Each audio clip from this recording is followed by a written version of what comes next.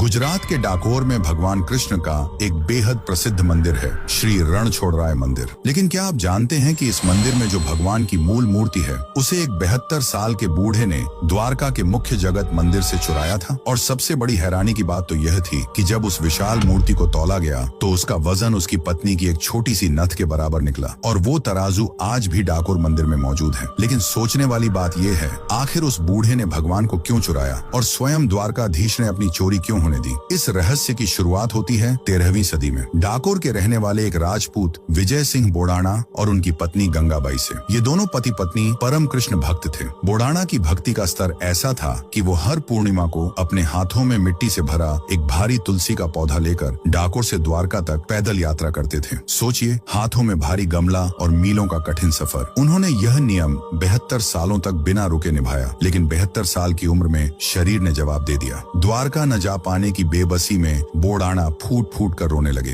अपने भक्त के आंसू देखकर द्वारकाधीश का हृदय कांप उठा। उसी रात भगवान ने स्वप्न में आकर कहा, हे बोड़ाना, अब तुझे मेरे पास आने की जरूरत नहीं, तू बस बैलगाड़ी लेकर आ। तेरी इस भक्ति के लिए मैं खुद द्वारका छोड़कर तेरे साथ चलूंगा। बोड़ाना अपनी बैलगाड़ी लेकर द्वारका पहुंचे। आधी रात को द्वारकाधीश के मंदिर के भारी ताले अपने आप टूट गए। भगवान की विशाल मूर्ति खुद बैलगाड़ी में विराजमान हो गई। और रास्ते में जब बोड़ाना थक गए तो खुद भगवान ने बैलगाड़ी हाँकते हुए डाकोर की राह ली। सुबह गर्भगृह खाली देखकर द्वारका के पुजारियों के होश उड़ गए। अपनी आजीविका छिनने के डर से वे मूर्ति ढूंढते हुए डाकोर जा पहुंचे। उन्हें आता देख बोड़ाना घबरा गए और भगवान को सुरक्षित रखने के लिए तुरंत गोमती नदी के जल में छुपा दिया। लेकिन पुजारियों ने उन्हें पकड़ लिया। क्रोधित पुजारियों ने उस बूढ़े भक्त पर भाले से जोरदार वार कर दिया। लहूलुहान बोड़ाना गोमती नदी के किनारे गिर पड़े। ये खबर सुनते ही उनकी पत्नी गंगाबाई भागते हुए वहां पहुंची। अपने अंतिम क्षणों में बोड़ाना ने अपनी पत्नी की तरफ देखा और अपनी अंतिम सांसें लेते हुए कहा, गंगा, मेरे प्राण भले ही चले जाएं, लेकिन मेरे ठाकुर जी अब यहाँ से वापस द्वारका नहीं जाने चाहिए। यह कहकर बोड़ाना ने भगवान की उसी छिपी हुई मूर्ति के पास अपने प्राण त्याग दिए। लेकिन पुजारियों का लालच और क्रोध शांत नहीं हुआ। उन्होंने शर्त रखी कि मूर्ति के बदले उसके वजन के बराबर सोना देना होगा। तब गरीब गंगाबाई ने पति का आखिरी वचन याद कर अपनी छोटी सी सोने की नथ तराजू पर रख दी। पुजारियों ने मजाक उड़ाया, पर तभी एक महाचमत्कार हुआ। भगवान की वो विशाल मूर्ति उस छोटी सी नथ के बराबर हल्की हो गई और तराजू के दोनों पलड़े बराबर हो गए। उस दिन भगवान ने दुनिया को दिखा दिया कि वो सोने चांदी के नहीं बल्कि सिर्फ सच्चे भाव और प्रेम के भूखे हैं। मथुरा में युद्ध का मैदान छोड़ने के कारण भगवान कृष्ण को रणछोड़ कहा गया था। लेकिन डाकोर में वो इसलिए रणछोड़राय कहलाए क्योंकि उन्होंने अपने एक सच्चे भक्त के प्रेम के लिए अपनी पूरी द्वारका नगरी ही छोड़ दी। जय रणछोड़राय।